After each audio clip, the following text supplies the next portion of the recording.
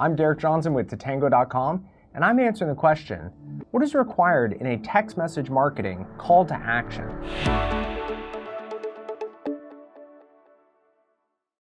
So when I talk about required, this is required by the CTIA and the wireless carriers. They're essentially the ones that put the guidelines out there as to what you can and cannot do in regards to text message marketing. So the CTIA and the wireless carriers have come up with guidelines for advertising your text message marketing campaign. And they say there's a few things that when you advertise your text message marketing campaign, usually it's whatever you're advertising your short code or encouraging people to opt in. And again, this is for a recurring text message campaign. There's a few things that they want to have present in the ad.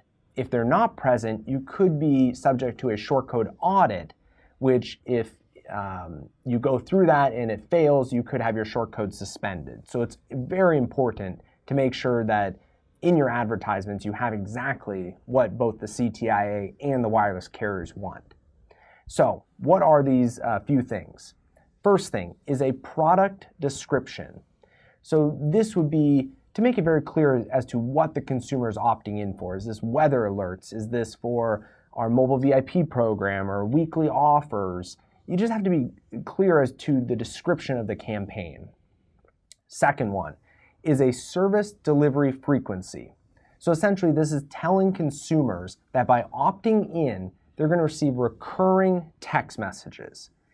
This is a problem in our industry because a lot of people will maybe mislead consumers by not saying that they're opting in for recurring text messages, but then when they opt in, they're opted into a recurring text message campaign. The carriers and the CTIA want to make it very clear to consumers that if they're going to opt into a recurring text messaging campaign, they're made aware of that in the advertisement before they actually engage with the campaign. So that's the second part that the CTIA requires. The third is a complete terms and conditions link.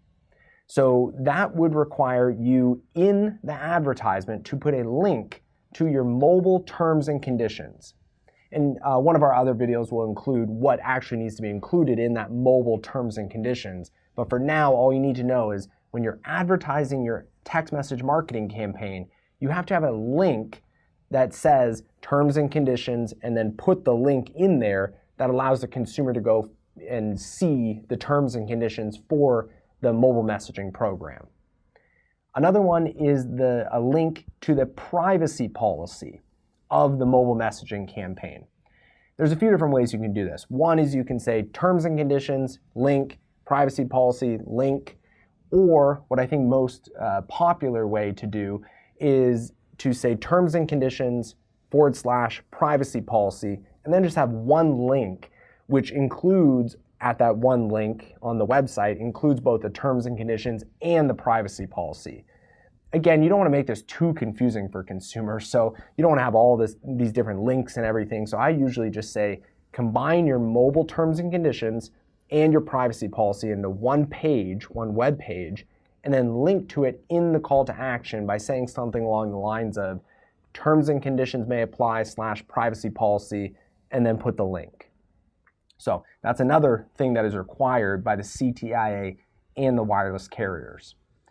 The last one here is that message and data rates may apply. You still have to put message and data rates may apply in that disclosure. So, and again, just so we're all clear, this is for if you're advertising in print, if you're advertising on a website, let's say a television commercial.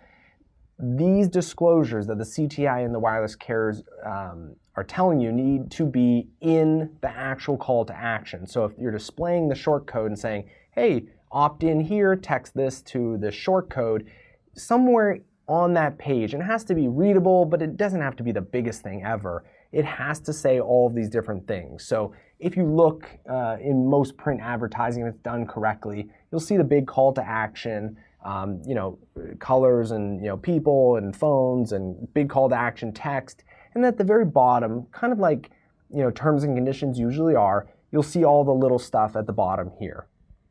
So hopefully that answers the question as to what needs to be included or what is required when you are advertising a text message call to action.